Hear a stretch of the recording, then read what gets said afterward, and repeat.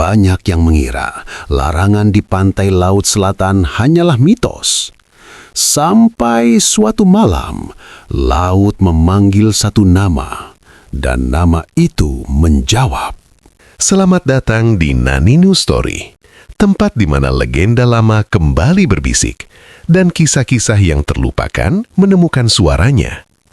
Di sini, kami tidak hanya menceritakan cerita, tetapi mengajakmu menyusuri batas antara mitos dan kenyataan. Pantai Laut Selatan bukan sekadar garis pertemuan antara daratan dan samudra. Ia adalah batas tak kasat mata antara dunia manusia dan alam yang tak pernah sepenuhnya bisa dipahami. Sejak matahari terbit hingga tenggelam, ombaknya tak pernah benar-benar tenang. Ia bergulung dengan irama berat, seolah memikul rahasia tua yang diwariskan dari zaman sebelum manusia mengenal nama dan doa. Di sebuah desa kecil di tepi pantai itu, orang-orang hidup dengan aturan yang tidak tertulis, namun ditaati dengan penuh rasa takut dan hormat. Tidak ada yang berani berbicara keras menghadap laut. Tidak ada yang sembarangan menunjuk ke arah cakrawala. Dan satu pantangan paling sakral, jangan pernah mengenakan pakaian berwarna hijau saat berada di pantai selatan. Arga pertama kali menginjakkan kaki di pantai itu saat senja. Langit memerah, dan angin laut membawa aroma asin yang menusuk hidung.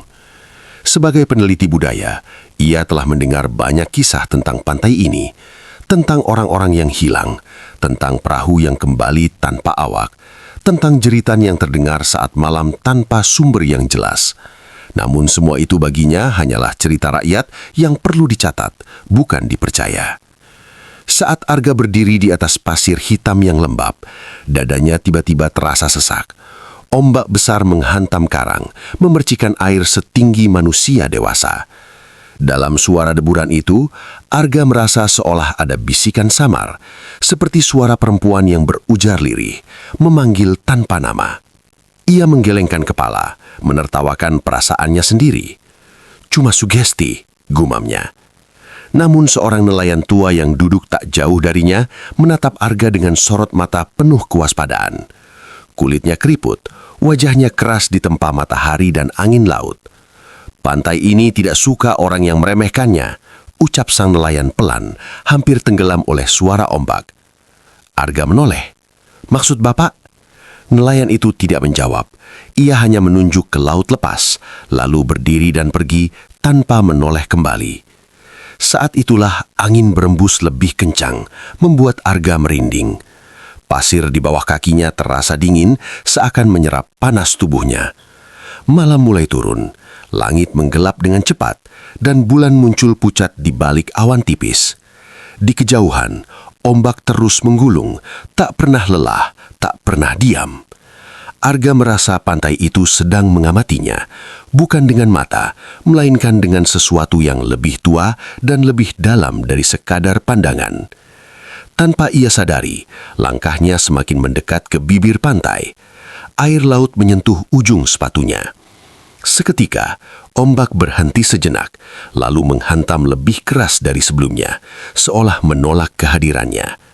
Arga tersentak mundur, jantungnya berdegup kencang. Untuk pertama kalinya, ia bertanya dalam hati, apakah pantai Laut Selatan benar-benar hidup dan sedang mengenalinya? Pagi di pantai Laut Selatan tidak pernah benar-benar cerah. Matahari memang terbit, namun cahayanya seperti tertahan oleh kabut tipis yang menggantung rendah di atas laut. Arga terbangun di penginapan kayu dengan perasaan tidak nyaman, seolah semalam ada sesuatu yang berdiri lama di depan jendelanya, mengawasi tanpa suara. Suara ombak kembali menyambutnya, berat dan berulang, seperti denyut nadi raksasa yang terkubur di bawah pasir hitam. Saat Arga melangkah keluar, ia melihat warga desa sudah beraktivitas, namun wajah mereka tampak tegang. Tidak ada tawa, tidak ada canda. Semua gerak terasa hati-hati, seakan satu kesalahan kecil bisa mengundang murka laut. Di dekat pantai, kerumunan kecil mulai terbentuk. Arga mendekat dan melihat seorang pemuda tergeletak di atas pasir. Tubuhnya basah, wajahnya pucat kebiruan.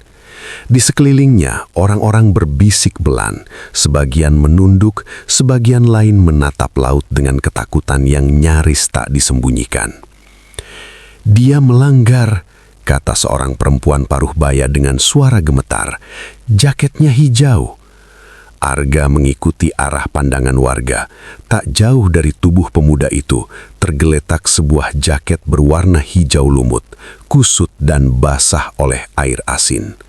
Saat ombak menyentuhnya, kain itu bergerak pelan, seolah masih dipakai oleh sesuatu yang tak terlihat. Pemuda itu tidak meninggal, namun napasnya sangat lemah. Nelayan tua yang ditemui Arga kemarin berdiri di dekat kepala korban. Wajahnya keras, namun matanya memancarkan kesedihan yang dalam. "Laut hanya mengembalikannya setengah," ucapnya lirih. "Sisanya masih diambil." Kata-kata itu membuat tengkuk Arga merinding.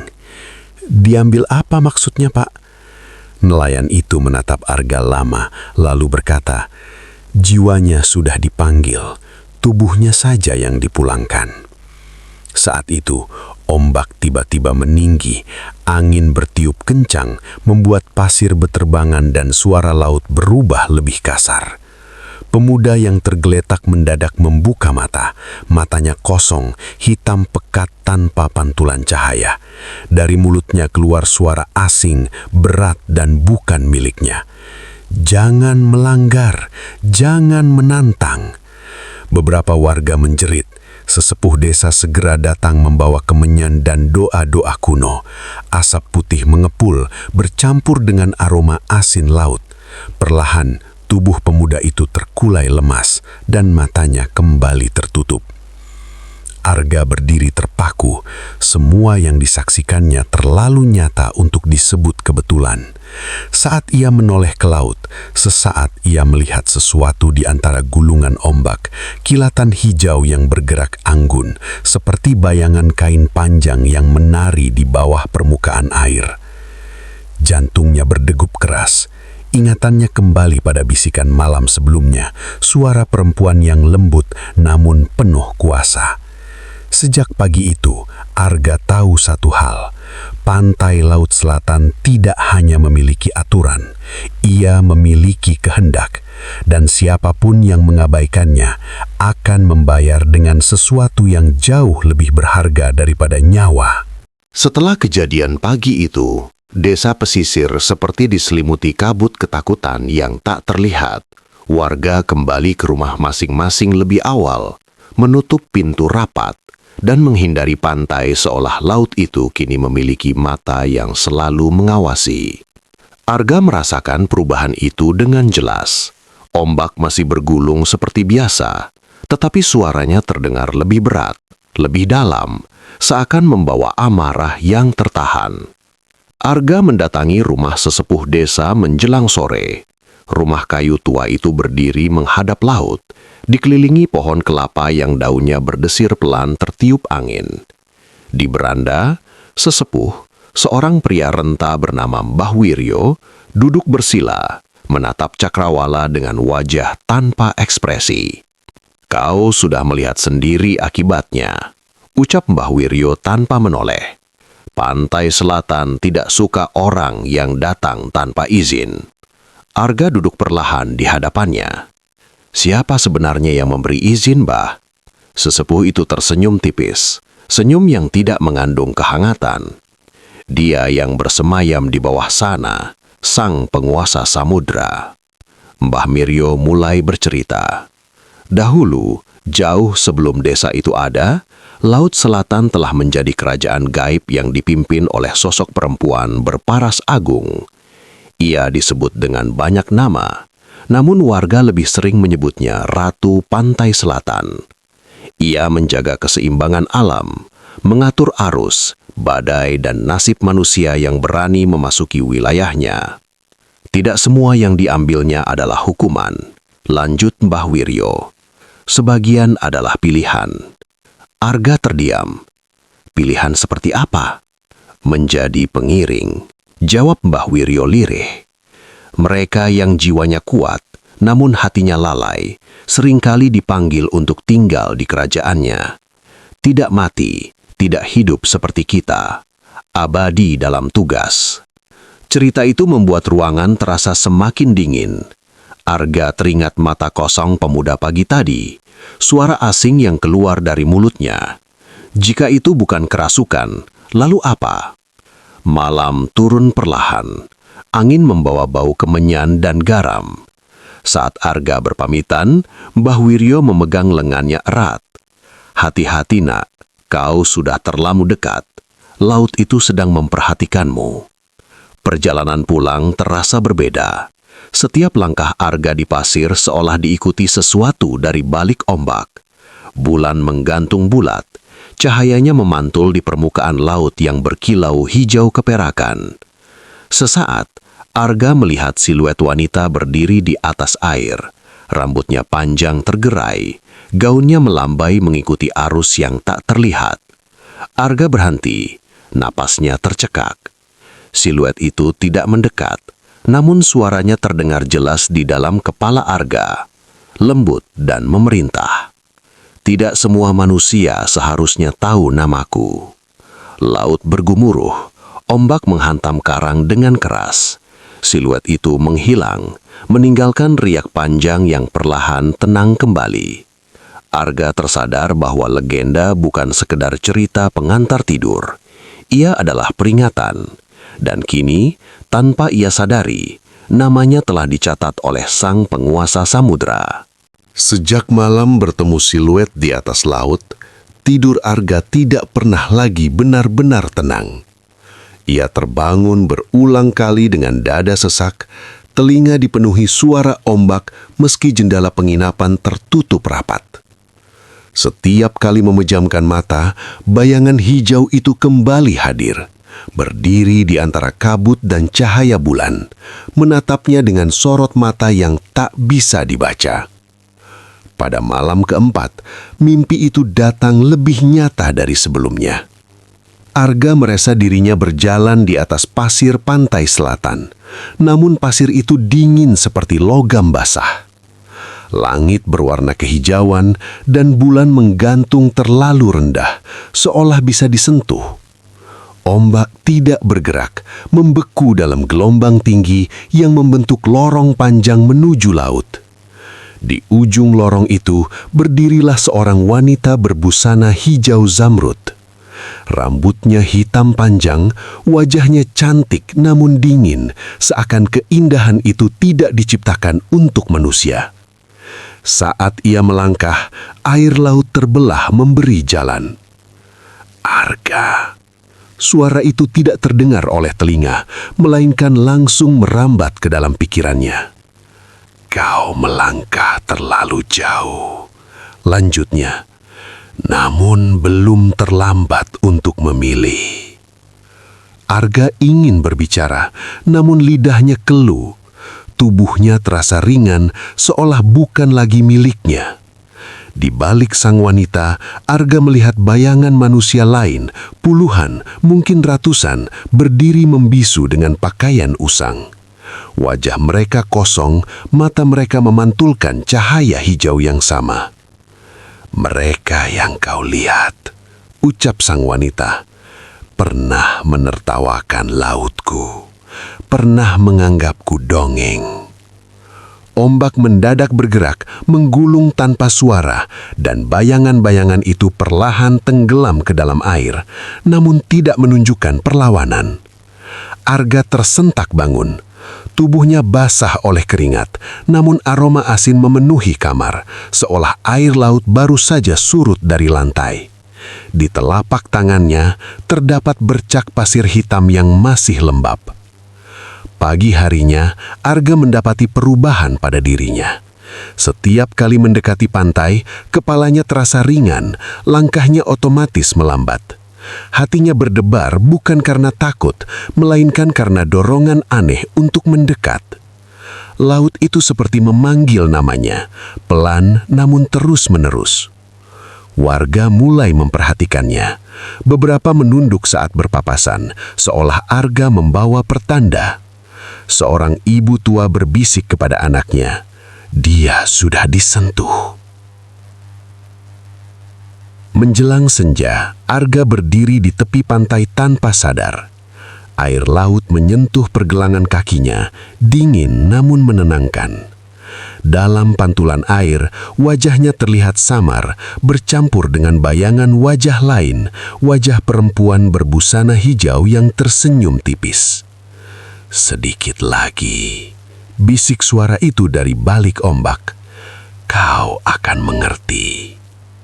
Arga melangkah satu langkah ke depan sebelum tersadar. Ia mundur dengan nafas tersengal, jantungnya berdentum keras. Saat itu ia tahu, mimpi itu bukan sekedar bunga tidur. Itu adalah undangan. Dan pantai Laut Selatan tidak pernah mengundang tanpa tujuan. Kabar tentang perubahan Arga menyebar cepat di desa pesisir itu. Tatapan warga padanya tak lagi sekadar waspada, melainkan penuh kekhawatiran. Mereka tahu tanda-tanda itu. Langkah yang sering berhenti menghadap laut, mata yang kosong saat mendengar ombak, dan mimpi-mimpi yang membuat tubuh terbangun dalam keadaan basah oleh keringat dan aroma asin. Mbah Wiryo memanggil Arga menjelang sore. Wajah sesepuh itu tampak lebih tua dari biasanya, seolah semalam tidak tidur. Laut sudah menagih perhatianmu, katanya pelan.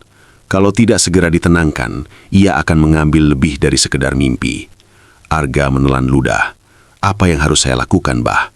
Ritual penawar. Jawabnya singkat. Tarian persembahan di tepi pantai. Sudah lama tidak dilakukan. Terakhir kali, sebelum ada yang tidak pernah kembali. Menjelang malam, warga berkumpul di pantai. Api obor ditancapkan membentuk setengah lingkaran. Cahayanya bergetar tertiup angin laut. Ombak malam itu terdengar lebih berat, seperti nafas makhluk besar yang menahan diri. Di tengah lingkaran, sesajen diletakkan. Bunga 7 rupa, kain putih, dan kendi berisi air dari mata air tua di bukit. 3 penari perempuan muncul dari balik gelap, mengenakan kebaya coklat tua, rambut disanggul rapi, kaki telanjang menyentuh pasir dingin. Tidak ada satupun dari mereka yang mengenakan warna hijau. Wajah mereka serius, mata setengah terpejam, seolah sudah berada di antara dua dunia. Gamelan mulai berbunyi pelan, berat, ritmenya mengikuti debur ombak. Saat tarian dimulai, gerakan para penari tidak sepenuhnya serempak. Ada saat-saat tertentu di mana tubuh mereka bergerak sendiri, lebih cepat, lebih tajam, seperti mengikuti irama yang tidak dimainkan oleh manusia. Arga merasakan dadanya bergetar, setiap hentakan kaki penari terasa di tulangnya. Pandangannya mengabur, dan di sela-sela cahaya obor, ia melihat sesuatu yang tidak dilihat orang lain.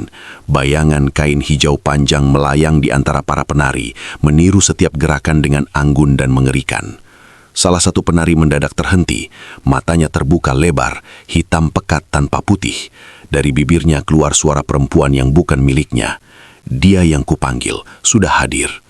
Ombak menghantam karang dengan keras, angin berputar, memadamkan beberapa obor. Warga menunduk, beberapa berdoa dengan suara gemetar.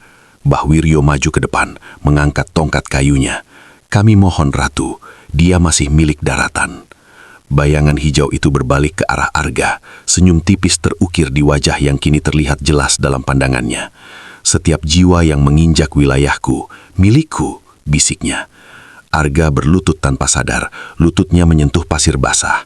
Dalam hatinya, ia berteriak menolak, namun sebagian lain justru merasa tenang, seolah sedang berada di tempat yang seharusnya. Tarian berakhir mendadak, gamelan berhenti, bayangan itu menghilang bersama hembusan angin terakhir. Penari yang kerasukan terjatuh, pingsan di pasir. Malam kembali sunyi. Mbah Wiryo menatap Arga dengan wajah pucat. Katanya lirih, ritual ini hanya menunda, bukan membatalkan.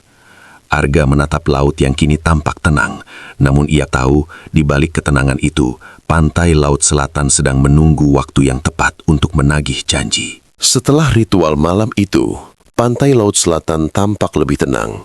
Ombak bergulung lebih rendah, angin berhembus lembut, dan bulan memantulkan cahaya pucat di permukaan air. Namun ketenangan itu justru membuat Arga semakin gelisah. Ia merasa seperti seseorang yang sedang diawasi dari balik tirai tipis. Tak terlihat, tetapi jelas kehadirannya. Malam-malam Arga berubah menjadi medan pertempuran batin. Begitu matanya terpejam, suara ombak menyusup ke dalam pikirannya, meski ia tertidur jauh dari pantai. Suara itu tidak lagi berupa bisikan, melainkan panggilan yang jelas, teratur, dan sabar. Datanglah. Arga sering terbangun dengan kaki menyentuh lantai. Tubuhnya sudah berdiri menghadap pintu tanpa ia sadari bagaimana caranya. Beberapa kali ia mendapati pasir hitam di telapak kakinya, padahal ia yakin tidak pernah keluar kamar. Pada suatu malam tanpa bulan, panggilan itu menjadi lebih kuat dari sebelumnya. Arga terbangun dengan kepala lingan, seolah kesadarannya tertinggal di tempat lain. Ia melangkah keluar penginapan, melewati jalan desa yang sepi. Tidak ada satupun anjing yang menggonggong, tidak ada ayam yang berkokok. Semua makhluk seakan tertidur lelap atau sengaja dibungkam. Pantai menyambutnya dengan sunyi yang menekan. Ombak hampir tidak bersuara, hanya berdesir pelan seperti napas tertahan. Laut terlihat hitam pekat, namun di kejauhan, cahaya kehijauan berkilau samar, memantul di permukaan air. Arga melangkah mendekat. Setiap langkah terasa benar, wajar, seolah inilah tujuan dari seluruh hidupnya. Air laut menyentuh pergelangan kaki, dinginnya menjalar hingga tulang. Namun tidak ada rasa takut, hanya ketenangan yang berbahaya. Di tengah laut, sesosok wanita berdiri di atas air. Gaun hijaunya menyatu dengan cahaya, rambutnya tergerai mengikuti arus yang tidak terlihat. Wajahnya kali ini lebih dekat, lebih jelas, dan lebih indah dari bayangan mimpi manapun. "Kau sudah mendengarku," ucapnya lembut. "Itu berarti ikatan kita telah terbentuk." Arga membuka mulut untuk menolak, namun kata-kata itu tenggelam sebelum terucap. Di balik sang ratu, laut mulai terbuka, memperlihatkan bayangan istana samar di kedalaman. Pilar-pilar tinggi dari karang dan cahaya, dihuni sosok-sosok manusia yang bergerak pelan seperti bayangan. Mereka tidak menderita, mereka hanya berubah. Arga melangkah satu langkah lagi. Air laut kini setinggi betis. Dalam hatinya, sisa kesadarannya berteriak, mengingat wajah Mbah Wiryo, wajah warga desa, dan kehidupan yang belum ia jalani. Tiba-tiba, suara lantang memecah kesunyian. Allahu Akbar. Suara itu menggema dari kejauhan. Lampu obor menyala di pantai. Beberapa warga berlari mendekat, dipimpin Mbah Wiryo yang mengangkat tongkat dan membaca doa-doa kuno. Ombak mendadak bergelora, angin berputar kencang. Sang ratu menatap ke arah mereka. Senyumnya memudar, berganti tatapan dingin. Belum waktunya. Katanya pelan, namun penuh ancaman. Gelombang besar menghantam, mendorong tubuh Arga kembali ke pantai. Ia terjatuh di pasir, napasnya terengah-engah. Saat ia mendongak, sosok itu telah menghilang. Cahaya hijau memudar bersama riak air. Mbah Wiryo berlutut di samping Arga. "Kau hampir sepenuhnya diambil. Laut tidak akan berhenti memanggil." Arga menatap laut yang kembali gelap. Ia tahu satu hal dengan pasti. Jika ia tinggal lebih lama, panggilan berikutnya mungkin tidak akan bisa ditolak. Sejak malam Arga hampir ditelan laut, desa pesisir berada dalam keadaan siaga sunyi. Tidak ada lagi anak-anak bermain di tepi pantai. Perahu nelayan ditambatkan lebih jauh dari air. Dan setiap senja, warga menutup pintu lebih awal. Pantai laut selatan seolah menahan nafas, menunggu keputusan yang belum diambil. Arga terbaring di rumah Mbah Wiryo selama 2 hari. Tubuhnya lemah, seolah sebagian jiwanya masih tertinggal di antara ombak. Dalam tidurnya, ia terus bermimpi berada di ambang 2 jalan. Satu menuju daratan yang kering dan sepi, satu lagi menuju laut hijau yang berkilau dan memanggil. Pada malam ketiga, Mbah Wiryo duduk di sampingnya sambil membawa kendi berisi air doa. "Kau tidak bisa terus begini," ucapnya lirih. "Ratu Laut Selatan sudah menaruh tanda padamu. Hanya ada 2 jalan." Arga membuka mata. "Apa saja?" "Pergi," jawab Mbah Wiryo. "Meninggalkan pantai ini selamanya. Tidak kembali, tidak menoleh, dan tidak membawa kenangan yang mengikat." Ia terdiam sejenak, lalu melanjutkan, "Atau membuat perjanjian." Kata itu menggantung berat di udara. "Perjanjian apa?" tanya Arga dengan suara parau. menjadi penjaga keseimbangan, bukan tinggal di kerajaan laut, tapi juga bukan sepenuhnya manusia biasa. Kau akan selalu terhubung dengannya. Malam itu, ritual kecil dilakukan di pantai. Tidak ada tarian, tidak ada gamelan, hanya Arga, Mbah Wiryo, dan laut yang berkilau kehijauan di bawah cahaya bulan setengah. Di pasir, digambar lingkaran dengan abu kemanyan dan garam laut. Saat Arga berdiri di dalam lingkaran, angin berhenti berhembus. Ombak surut, memperlihatkan hamparan pasir basah yang luas. Dari tengah laut, cahaya hijau muncul perlahan, membentuk sosok yang kini sudah sangat dikenalnya. Sang ratu berdiri anggun, wajahnya tenang, namun tidak terbaca. Kau telah mendengar panggilanku, katanya. Kini kau memilih. Arga menatap laut, lalu menatap daratan di belakangnya. Rumah-rumah kayu, obor yang menyala, dan kehidupan yang rapuh namun nyata. Dadanya sesak. Jika aku pergi, tanya Arga, apa yang akan terjadi? Kau akan hidup, namun kenangan tentangku akan selalu mengejarmu. Jika aku menerima perjanjian, sang ratu tersenyum tipis. Kau akan menjadi jembatan, penjaga, bukan sepenuhnya milikku, tidak sepenuhnya milik manusia. Arga menghela napas panjang. Ia menyadari tidak semua takdir bisa ditolak, sebagian hanya bisa diarahkan. Aku tidak akan tinggal, tapi aku juga tidak ingin lari. Ia berlutut dan menempelkan telapak tangannya ke pasir basah.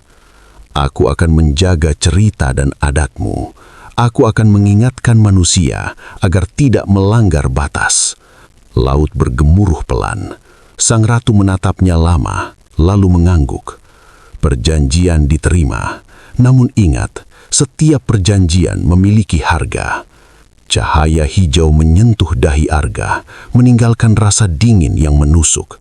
Seketika itu juga, angin kembali berhembus dan ombak bergerak seperti biasa.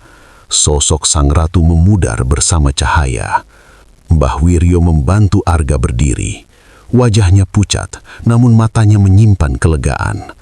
Mulai malam ini, hidupmu tidak akan pernah benar-benar bebas dari laut. Arga menatap pantai laut selatan untuk terakhir kalinya malam itu. Ia tahu perjanjian telah dibuat dan ombak tak pernah lupa pada janji yang telah diucapkan. Fajar menyingsing dengan warna kelabu pucat, seolah matahari ragu untuk sepenuhnya muncul di atas pantai laut selatan. Arga berdiri di depan penginapan kayu tempat ia pertama kali bermalam, membawa tas sederhana berisi pakaian dan catatan penelitiannya. Tidak banyak yang ia bawa, namun beban di dadanya terasa jauh lebih berat dari apapun yang tersimpan di tas itu. Desa masih sunyi. Hanya suara ayam jantan yang terdengar jauh, dan debur ombak yang kini kembali ke irama biasanya. Tenang, namun tidak pernah benar-benar ramah. Mbah Wiryo berdiri di samping Arga, memegangi tongkat kayunya. Wajah tua itu tampak letih, tetapi sorot matanya penuh pemahaman. Pergilah sebelum matahari naik tinggi, ucapnya. Jangan menoleh ke laut, apapun yang kau dengar. Arga mengangguk. Ia tahu nasihat itu bukan sekadar kata-kata. Ia melangkah menjauh dari pantai, menyusuri jalan tanah yang mengarah ke bukit. Setiap langkah terasa seperti menarik dirinya keluar dari pelukan sesuatu yang dingin dan lembut sekaligus. Namun baru beberapa puluh meter berjalan, suara itu datang. Bukan lagi bisikan, melainkan panggilan lembut yang penuh rindu. Arga. Langkahnya terhenti, jantungnya berdegup keras. Suara itu tidak memaksa, tidak mengancam. Justru disitulah bahayanya. Ia mengingat wajah sang ratu, tatapan tenangnya, dan cahaya hijau yang pernah menyentuh dahinya. Arga mengekalkan tangan, merasakan denyut dingin di keningnya. Tanda perjanjian itu masih ada. Ia menunduk, memejamkan mata, dan melangkah lagi tanpa menoleh. Saat ia mencapai puncak bukit kecil, angin tiba-tiba bertiup kencang. Dari sudut matanya, Arga melihat bayangan hijau berdiri di antara ombak. Gaun panjangnya melambai mengikuti arus. Sosok itu tidak mendekat, hanya berdiri, mengawasi pergi. "Aku akan mengingatmu," bisik Arga dalam hati, "dan aku akan menepati janjiku." Hari-hari berikutnya, Arga menjauh dari pantai, kembali ke kehidupan daratan. Namun perjanjian itu meninggalkan jejak yang tak bisa dihapus. Setiap kali mendengar suara air, hujan deras, sungai meluap, atau bahkan gelas yang dituang terlalu penuh, dadanya bergetar, dan bayangan laut selatan muncul sekilas di benaknya. Pada malam-malam tertentu, ia bermimpi berjalan di tepi pantai yang sama. Dalam mimpi itu, ia tidak dipanggil, hanya diawasi. Sang ratu berdiri jauh di tengah laut, diam, anggun, dan menunggu. Tidak marah, tidak memaksa, hanya memastikan janjinya masih diingat. Suatu hari, Arga membaca berita tentang wisatawan yang hilang di pantai laut selatan. Tanpa sadar, tangannya gemetar. Ia tahu, peringatan belum cukup didengar, cerita belum cukup disampaikan. Ia mulai menulis, bukan sebagai peneliti, melainkan sebagai penjaga kisah. Setiap kata ia rangkai dengan hati-hati, tidak untuk menakut-nakuti, melainkan untuk mengingatkan bahwa ada batas yang tidak boleh dilanggar, dan ada laut yang harus dihormati. Di kejauhan, jauh dari meja tulis Arga, ombak pantai laut selatan terus bergulung. Tidak marah, tidak puas, hanya setia menunggu. Karena kepergian Arga bukanlah akhir. Itu hanyalah bagian dari perjanjian yang belum sepenuhnya selesai. Tahun-tahun berlalu sejak Arga meninggalkan pantai laut selatan. Namun, laut itu tidak pernah benar-benar pergi dari hidupnya. Ia tinggal di kota yang jauh dari suara ombak, di antara gedung-gedung tinggi dan jalanan padat. Di sana, air hanya hadir dalam bentuk hujan yang jatuh tergesa-gesa dan sungai yang dibendung beton. Namun, setiap tetes air tetap membawa gema yang sama, gema panggilan yang tidak pernah benar-benar padam. Buku Arga akhirnya terbit. Isinya bukan sekedar penelitian budaya, melainkan rangkaian kisah, peringatan, dan legenda yang ditulis dengan nada hormat. Banyak pembaca menganggapnya fiksi yang indah, namun sebagian lain merasakan sesuatu yang ganjil. Beberapa mengaku bermimpi tentang laut hijau dan perempuan berbusana anggun setelah membaca buku itu. Arga tidak terkejut. Ia tahu cerita yang ditulis dengan ikatan tidak akan pernah sepenuhnya menjadi cerita biasa. Suatu malam, hujan turun sangat deras. Air mengalir di jalanan seperti sungai kecil, dan petir menyambar tanpa henti. Arga terbangun dengan jantung berdebar. Telinganya dipenuhi suara ombak yang begitu jelas, seolah ia kembali berada di tepi pantai selatan. Di cermin kamarnya, pantulan wajahnya tampak berbeda. Sekilas, matanya memantulkan kilau kehijauan. Arga mengusapnya, namun kilau itu lenyap secepat ia muncul. Keesokan harinya, ia menerima kabar buruk. Sebuah desa di pesisir selatan dilanda ombak besar yang datang tanpa peringatan. Tidak banyak korban, namun beberapa orang hilang dan tidak pernah ditemukan. Di antara mereka, ada yang diketahui melanggar pantangan, mentertawakan larangan, dan menjadikan laut sebagai latar hiburan semata. Arga merasakan dingin yang sama seperti malam perjanjian itu.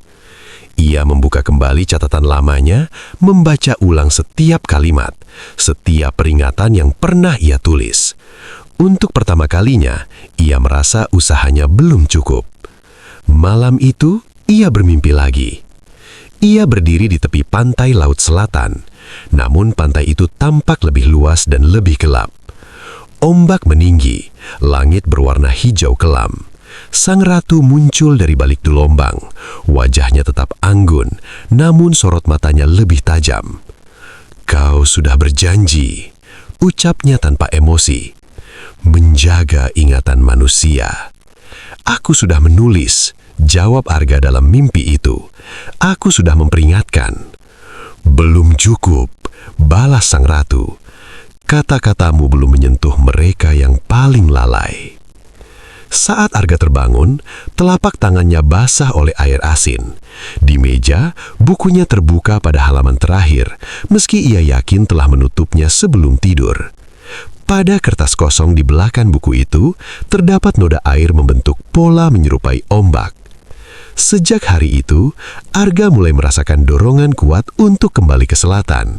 Bukan untuk tinggal, bukan untuk menyerah, melainkan untuk mengingatkan secara langsung, melalui cerita, pertemuan, dan ritual yang hampir dilupakan. Ia tahu, ini adalah harga perjanjian. Menjadi jembatan berarti harus bolak-balik antara dua dunia, tanpa pernah merasa utuh di salah satunya. Di kejauhan, pantai laut selatan kembali bergemuruh. Ombaknya tidak marah, tetapi tegas. Janji telah dibuat. Dan kini, janji itu mulai ditagih. Perjalanan Arga kembali ke selatan terasa seperti mengulang takdir yang pernah ia hindari. Jalan panjang membelah bukit dan sawah, membawa dirinya semakin dekat pada suara yang selama ini hanya hadir dalam mimpi. Setiap kilometer yang ia lewati membuat dadanya semakin berat, bukan oleh rasa takut, melainkan oleh kesadaran bahwa tidak semua janji bisa ditepati dari kejauhan. Saat ia tiba di desa pesisir itu, waktu seolah berhenti. Rumah-rumah kayu tampak lebih tua, lebih sunyi. Beberapa orang mengenalinya, menatap dengan campuran harap dan cemas. Mbah Wiryo telah tiada, namun tongkat kayunya disandarkan di sudut balai desa, menjadi penanda bahwa tugas menjaga batas kini tak lagi memiliki pemilik yang jelas. Malam itu, tanpa upacara besar, Arga berjalan sendiri menuju pantai. Bulan menggantung pucat dan laut memantulkan cahaya kehijauan yang lembut namun berbahaya. Ombak bergulung teratur, seolah sedang menunggu kata sandi yang tepat. Arga berdiri di tepi air, menanggalkan alas kakinya. Pasir hitam terasa dingin dan akrab. "Aku datang bukan untuk melanggar," ucapnya pelan. "Aku datang untuk menepati." Laut bergemuruh. Dari tengah ombak, sang ratu muncul, lebih nyata dari sebelumnya. Gaun hijaunya berkilau seperti cahaya di dasar laut, rambutnya bergerak mengikuti arus yang tak terlihat. Wajahnya anggun, namun kini tidak sepenuhnya dingin. "Kau akhirnya kembali," katanya. "Banyak manusia telah lupa, banyak pula yang menertawakan peringatan." Arga mengangguk. "Aku tidak bisa memaksa mereka percaya, tapi aku bisa berdiri di antara." Sang ratu menatapnya lama, seakan menimbang bobot kata-kata itu. Di baliknya, Arga melihat bayangan para pengiring, jiwa-jiwa yang pernah dipanggil, berdiri diam, menjaga kerajaan yang tak pernah tidur. "Kau tahu harganya," ucap sang ratu akhirnya. "Setiap penjaga akan selalu terikat. Kau akan mendengar ombak dimanapun kau berada. Kau akan bermimpi tentang laut sampai akhir usiamu." Arga menghela nafas panjang. "Aku sudah mendengarnya sejak lama." Ia melangkah ke dalam air, hingga ombak menyentuh lututnya. Cahaya hijau menyelimuti sekelilingnya. Tidak panas, tidak dingin, hanya hening. Sang ratu mengangkat tangannya, dan seberkas cahaya menyentuh dada Arga, bukan untuk mengambil, melainkan untuk menandai. "Selama kau menjaga ingatan, laut ini akan menahan murkanya." Cahaya memudar, ombak surut. Sang ratu perlahan menghilang ke dalam laut, menyisakan permukaan air yang kembali gelap dan tenang. Pagi datang dengan warna lembut. Arga berdiri di pantai, basah namun utuh. Warga menemukan jejak kakinya mengarah ke laut, namun tidak ada tanda bahwa ia menghilang. Sejak hari itu, desa kembali hidup dengan cara yang lebih hati-hati.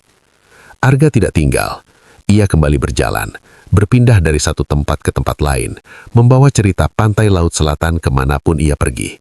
Di setiap kisah, ia tidak menyebut ancaman, hanya batas.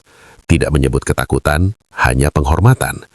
Dan di pantai laut selatan, ombak terus bergulung, tidak mencari korban, tidak meminta pengiring baru, hanya menjaga keseimbangan, sambil mengingat seorang manusia yang memilih berdiri di antara dua dunia. Karena laut tidak pernah lupa, dan janji yang telah diucapkan akan selalu diingat oleh ombak yang tak pernah tidur. Cerita boleh berakhir, tapi legenda tidak pernah benar-benar selesai. Terima kasih telah bersama Nani News Story. Sampai jumpa di perbatasan cerita berikutnya.